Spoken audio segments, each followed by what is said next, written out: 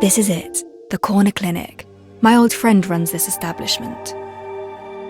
We're running forensics at a clinic. I thought they were for those needing a physician. And my good friend is indeed a physician. Anatomy is her specialty. She's also incredibly well read and knows how to make the dead talk. Will she help?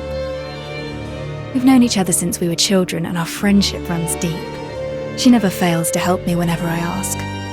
Before I forget, I can also ask her to replace your bandages and dressing. Oh dear. That's very kind of you, Master Detective, but I can take care of this minor inconvenience on my own. I tend to become quite anxious at clinics. Visiting a physician gives me a rather uncomfortable vibe. I'm afraid I must take my leave. Good luck with your friend. I shall await you at the office.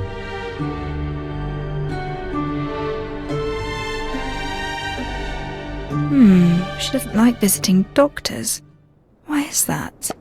Well, the place seems well cleaned and smells of disinfectants. An old friend runs the clinic. I'll get thrown out if I show up empty-handed.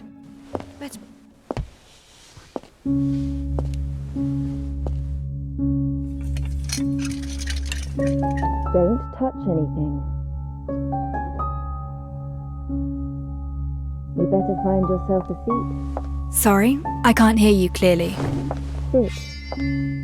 Ship?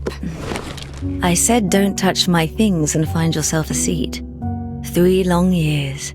You finally found your way back. I'm working on a case and I know you're good at dissecting corpses for forensics. I hope you can run your observations on a peculiar specimen of mine and tell me what it's all about. Incredible way to greet someone after disappearing for 3 years. Didn't expect the first line to be, I'm working on a case. I'm actually curious now. Do you still remember my name?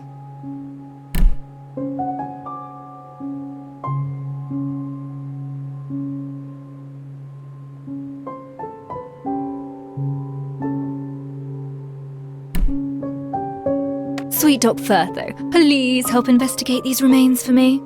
Playing coy won't work with me. Your first line should be, it's been quite a while, Firtho.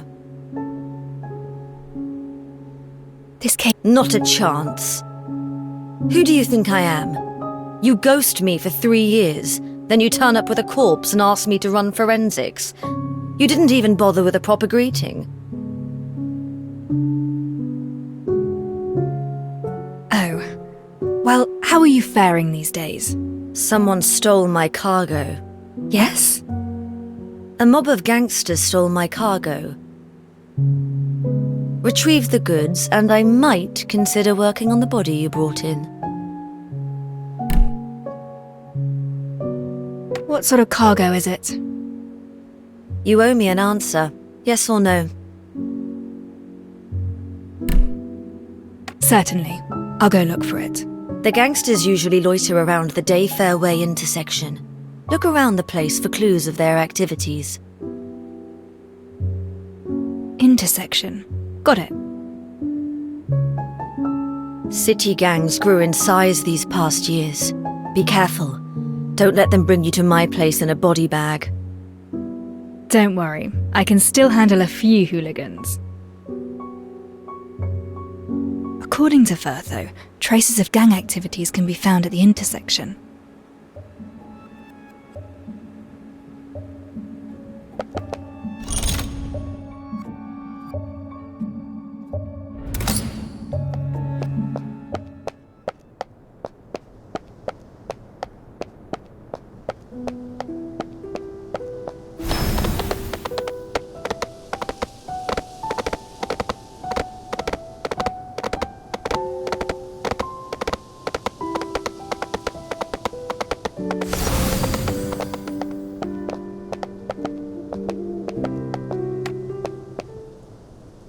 What's she doing? Someone jacked the cargo from the doctor of the corner clinic. You seen any signs of it? The corner clinic?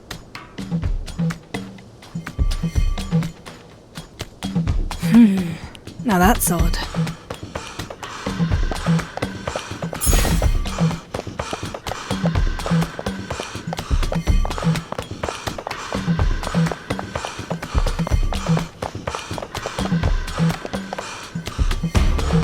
What's your business? Dr. Firtho misses her cargo. Heard anything about that? Firtho? No, please, don't take me in. Their reactions are rather unexpected. There's another gangster over there.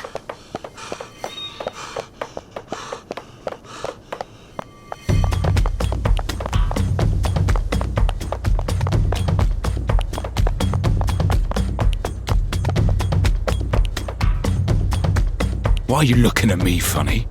A doctor's cargo hat. Doctor? No! No! Firtho seems to have garnered quite a reputation. I'll follow this one to locate the gang's gathering place.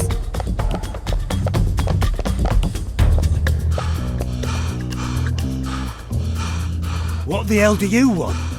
Cargo from the corner clinic. Did your boys take it? Wait, that bird-beak coroner hired you. Maybe. And so what? Keep steady, lads. We have the numbers. Pile on this lousy lout.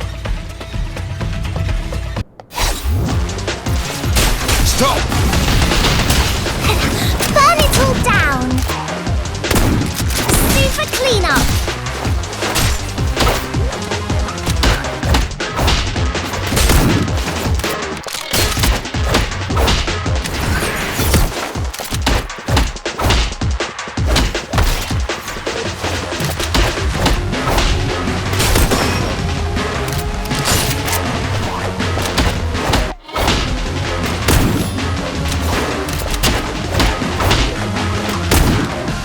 Your service, patron. Nevermore. Now it's my shift. Oh, missed. That was a bluff.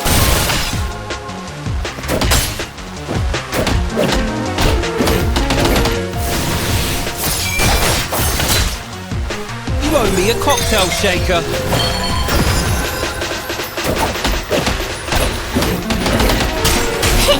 Here comes the fire!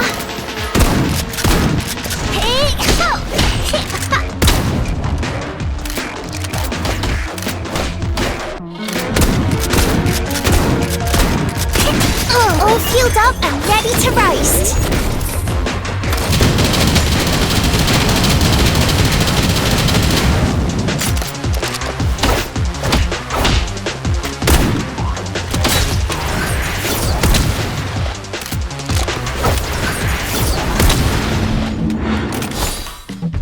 We surrender. The cargo's yours. Just take it and leave us. Got a question for you. You stole Firtho's cargo, yet you're so afraid of her. Why? Firtho the coroner. She visits this place every night and nabs one of us for a human experiment. Everyone who came back was a screaming wreck. Their nightmares wouldn't end. I run a respectful organisation and serve as a proud representative of these parts. So I saw an opportunity and jacked her stuff. All we wanted to do was teach her a lesson. Now we know we stepped on the wrong toes. We'll never touch her property again. Human experiments. Regardless, I have the cargo. Time to ask Firtho to help me examine the remains.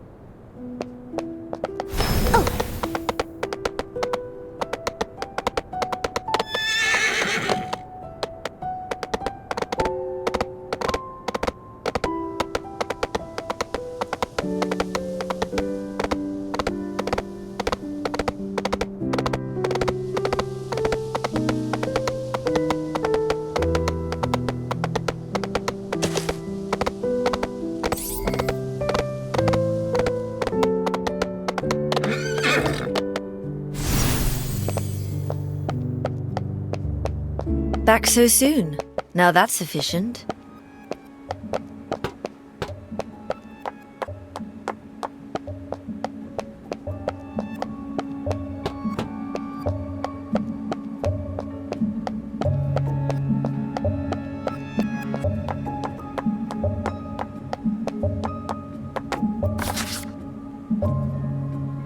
things you want. Excellent. Haven't lost your touch, it seems. So, can we start examining the remains?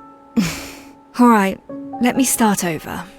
First though, for the sake of our friendship, do me a favour and examine the remains for me. Of course, now you're finally learning how to behave. Come, I've already performed the forensics on the remains. Already? I knew you'd help. The conditions of this corpse you brought in are simply terrible. It's not even intact. First things first, the remains are severely carbonized, with some bones showing signs of calcination. It's almost impossible to identify the victim. Can you identify the victim's gender? From the pelvic measurements, the victim is male. How old is he? From the pubic symphysis, the victim is at least 30 years old. I found something that might interest you. The cause of death. We found obvious signs of arson at the crime scene. I suppose you found something else about how he died. From the remains, it's difficult to determine the exact cause of death. However, no carbon particles have been found in the victim's respiratory tract. There are also no signs of contortion of the limbs. This means that the deceased had no signs of life when the fire started. You're telling me that he was already a corpse before he was burned? Correct. So to wrap it all up, the deceased was around 30. Though we do not know how he died, burning is definitely not on the list. A man in his 30s. The gender is right, but Grim is younger than that. And it wasn't the fire that killed them. Don't worry, my conclusions should be watertight, unless the Royal Academy and the centuries of knowledge it accrued have all been mistaken. I have faith in your judgment. The rest is detective work. By the way, I found a strange gooey substance on the remains. It contains no human tissue, so I know it's not human in origin. A gooey substance with no human tissue? I found something similar at the crime scene. Can we figure out its purpose or use? It needs to be identified with a professional laboratory bench. Unfortunately, this humble clinic of mine is not furnished for this task. I remember Alf cleaning out the lab bench in the detective's office. Thank you. I have something that should work at my office. I'll head there now. Hold on. Take this. What is this? It's in the cargo you retrieved from the gangs. A stabilizer for people like you. It will help soothe the mood and mind, as well as suppress recurring nightmares. I concocted this particular blend for you. Did I ever mention about my nightmares? I'm a doctor. There are things that I can see without the patient telling me. The pallor of your face is obvious enough. Much appreciated, then. By the way, the gangsters told me that you were experimenting on them. What exactly is going on? Human experiments? I don't have time for running those. Many of them were ridden with skin rashes, infected by a highly contagious strain of varicella, and I happen to be working on a new form of medicinal treatment with the Academy. A preparation of an attenuated form of the source pathogen. It will help the user avoid further infections. Unfortunately, the only route of administration is via subcutaneous injection. Hence, I had to get hold of a few, restrain them to the bed, and inject them. The good news is that the recent batch proved its worth with an 80% success rate. The spread of the disease has been contained. Is that so? They do not understand the treatment methods you employ. In fact, they fear it. Fear? What's there to be scared about? I'm the one stopping the infectious rash. But you just reminded me how convenient it was to find them. I have some new medicines, and I do intend to invite them over to run a few human subject clinical trials. And they happen to be a most agreeable lot. You will succeed. Now, if I may, I'm taking my leave for my office. The results of the forensics contradict the witness testimonies. if the witness did not lie, then there is only one possibility. I should use my lab bench to verify my hypothesis. Do it, Alf. You really can. Bertho built this table herself. It's specifically designed for autopsies. She's extremely passionate about her field of expertise. Medicine that should be kept away from the patients. This would be Bertho's secret stash.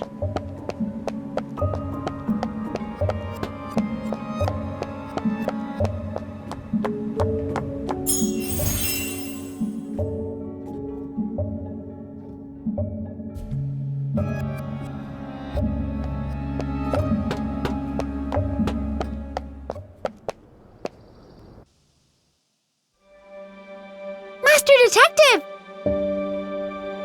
Master Detective, I finally found you! I tried visiting Chief Inspector Lauren, but he wasn't at the constabulary. So I went to the detective's office to look for you, but you weren't there either. Looking for me? Tell me, what's happening? There's someone I know. His name is Grimm. He's a journalist around my age. Brown cap, straw-coloured hair, short. Oh well.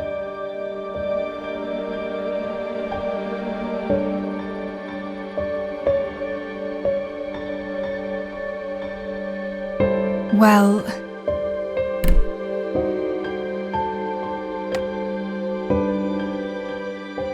Oh, thank goodness. I knew that cunning dodger wouldn't die so easily. He still owes me plenty of tips. But there's one thing I really care about. Just yesterday, Grimm secretly told me that he was investigating a super important case on his own. He even found the key evidence. Key evidence? He didn't tell me what it was, but just yesterday, he told me that he hid it in the safest and most unthinkable places. Master Detective, this is all I know. I hope this tidbit can help you out. If you find the truth, please get it published in the papers.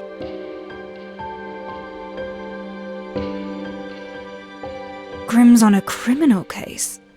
Now that's an unexpected finding. But this also proves my approach to be correct.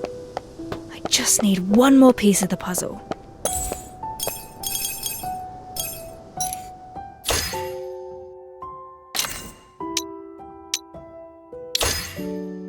Life has not been kind to me. Death, on the other hand, has been a truer friend. There's more to me than meets the eye. In fact, I've been trained to handle patient disputes too. Life has not been kind to me. Death, on the other hand, has been a truer friend.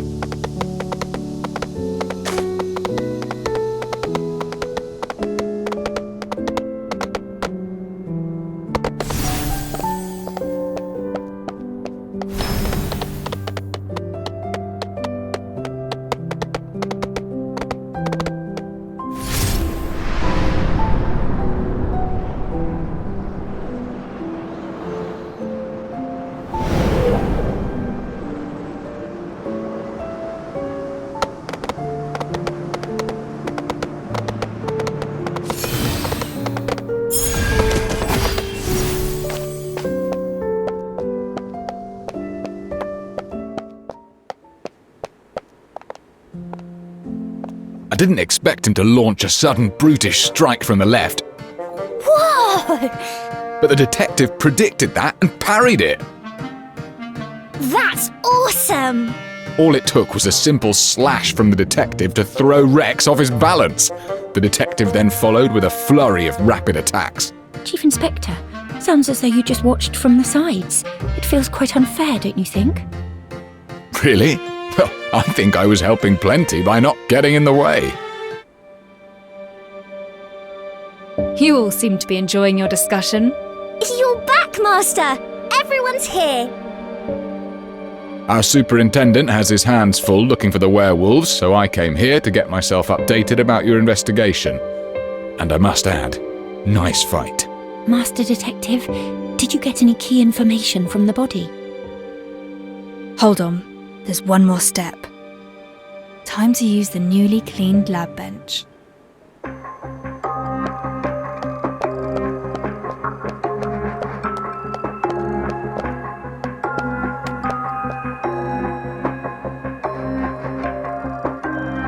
Grey, no obvious odour, and rather thick. The contents: thickeners, mud, and water. I see. A flame retardant. It can absorb heat and prevent fires from spreading. Flamery. What does it mean? Ah! Don't touch that, Master! You'll get burned! I'm not burned. The vaporizing water brings off the heat to protect the skin underneath.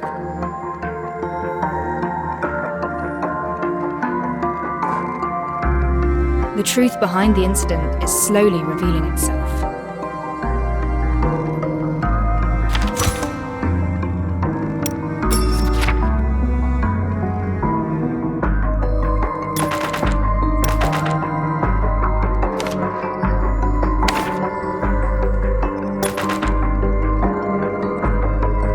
The autopsy revealed the person was already dead before the fire.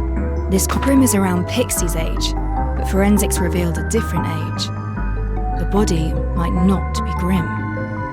Flame retardants have been found at the scene. The two of them must have used it to prevent Grim from actually burning to death.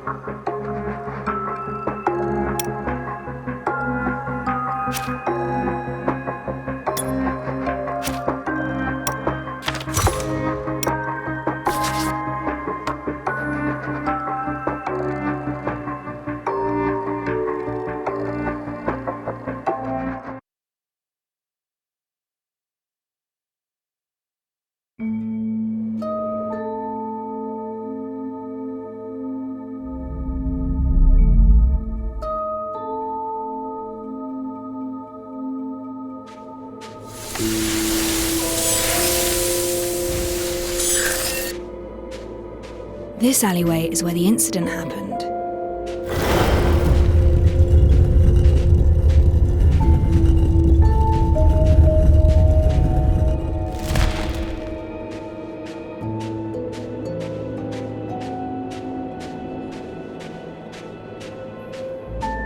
Late afternoon, Ross, Grim and a lady arrived here at an appointed time. The two concocted a plan to fake someone's death. A fake death? Are you saying that Grim didn't die? But we have a witness who saw it happen.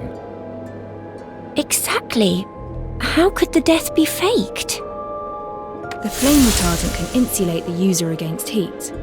Rubbing it on the body protects it from burns.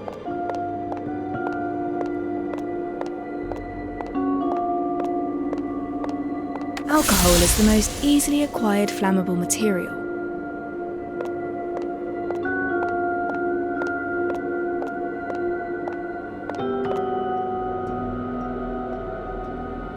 Using a flame-type reactor will leave some silverium residue.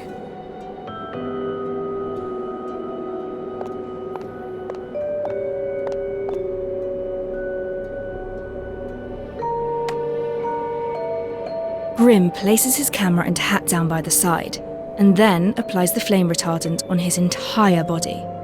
His companion prepares the fuel and ignition device. Whoa! Is he gonna get burnt? No, Before that happened, they must...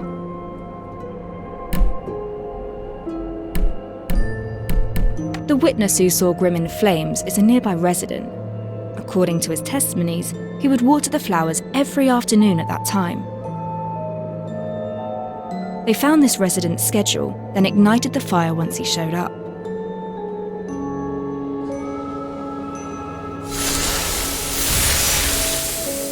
As they expected, the witness burned the scene into his memory before running away in fear.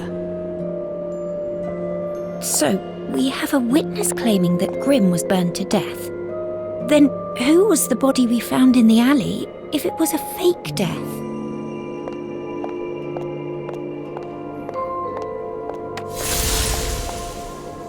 We found an extremely carbonized body at the scene. Forensics revealed him to be a male of at least 30 years of age. At least 30. Grim wasn't that old from what I remember. Additionally, forensics also discovered that the male was already dead before the fire began. The carbonization of the corpse perfectly obscured his true identity. Therefore, the body isn't Grim, but a prop that Grim and his companion prepared.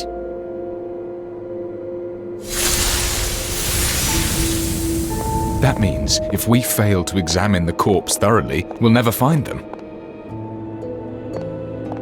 No. This was the time when an accident happened.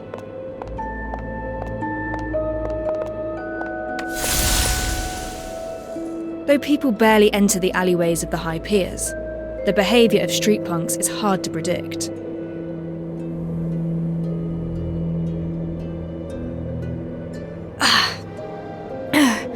Now this discomfort came pretty quickly.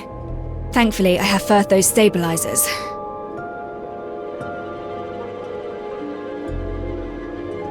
A street punkster heard something. He entered the alleyway to see what happened. And anyone walking in would definitely see something rather interesting. That's correct. They had already set up a perfect witness to see Grim covered in flames. If this unwanted witness saw Grim moving around after his supposed death, everything they did would be a waste of time.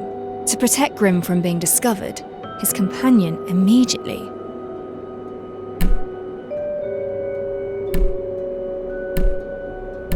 She hid Grim in a nearby dustbin or crate.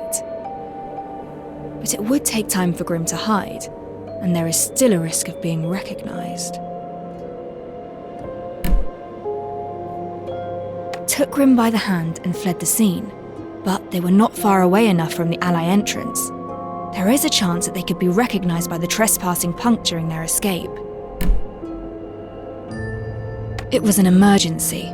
Grim's companion didn't hesitate and charged at the street punk, using herself to block his view and giving Grim a chance to slip away from the other side.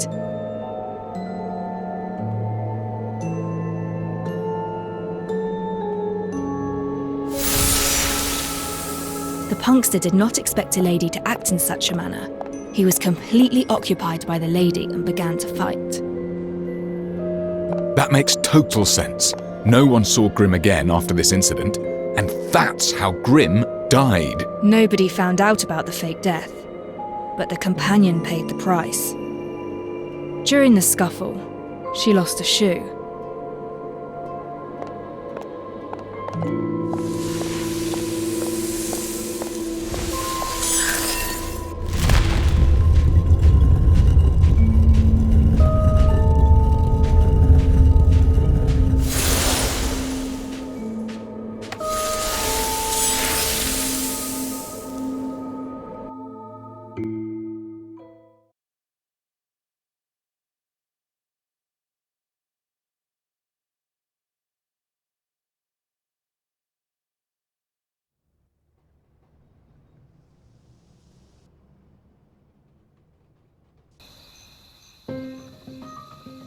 Incredible.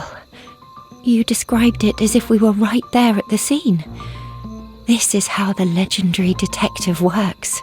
Can't believe Grim faked his death right under our noses. He staged a very complicated show. I don't understand why he did all this. A fake death? What is the fake death meant for? Fraud? No, it aims to convince others of your death. Indeed, faking one's death becomes an option only when death becomes a necessity. During that noonday, Grimm mentioned he was investigating a big story. Pixie also mentioned something similar afterwards. Maybe he crossed a powerful force that proved too big for him to handle. Otherwise, he wouldn't need to go through all this trouble and fake his own death. A train ticket out of town would have sufficed. Are you saying that he's being hunted? That is a possibility. Then whose body is it? If it wasn't Grimm, we still have a murder on our hands. Someone got burned to cinders. Did Grimm kill a man and use the victim's body, all to fake his own death so that he could escape? We are still unable to discern the identity of the deceased. Then what about the rich lady? Who is she? If she's an accomplice to Grimm's fake death, she definitely knows something. Unfortunately, we know very little about this lady as well. The only thing we can discern is her height, based on the size of her shoe. A person's height is about 7 times the length of their feet. Based on the size, she is slightly shorter than 5'3". Plenty of people share the same height. Our investigation has once again run into the fog of the unknown. Not yet. We have one more clue.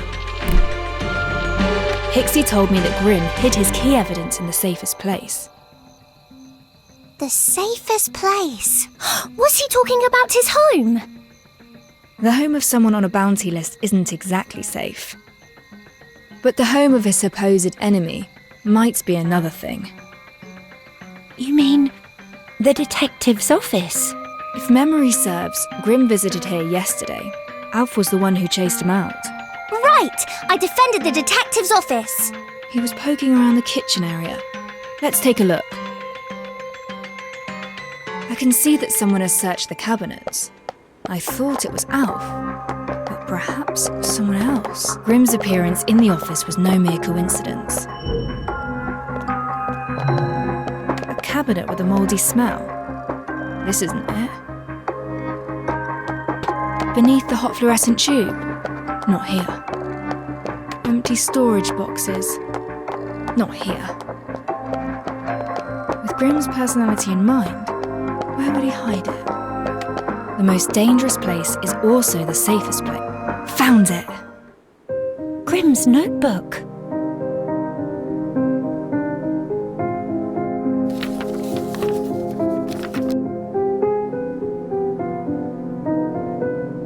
What's this? Isn't it from the Nameless Ashes case? We have a name now.